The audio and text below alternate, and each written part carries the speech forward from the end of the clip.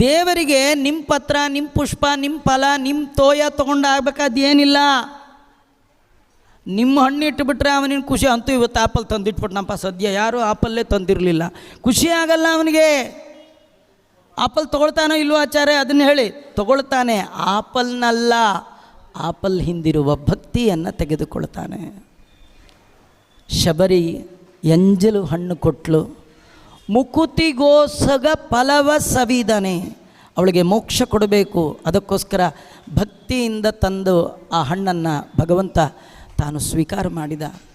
ಒಂದೇ ಒಂದು ಹೂವು ಕೊಟ್ಟಿದ್ದರೆ ಅವನು ಗಜೇಂದ್ರ ಸ್ವೀಕಾರ ಮಾಡಿದ. ಪತ್ರಂ ಪುಷ್ಪಂ ಫಲಂ ತೋಯಂ. ಈ ಕಥೆಯೊಳಗೊಂದು ಅನುಸಂಧಾನ ಇದೆ, ಭಕ್ತಿಯ ಅನುಸಂಧಾನ ಇದೆ ನೋಡಿ. ದೇವರು ನಮ್ಮನ್ನು ಏನು ಕೇಳಲ್ಲ, 4 ಕೇಳ್ತಾನೆ. ಪತ್ರಂ ಪುಷ್ಪಂ ಫಲಂ ತೋಯಂ. ಅವನು ಕೇಳೋದೇ ಒಂದು, ನಾವು ಕೊಡೋ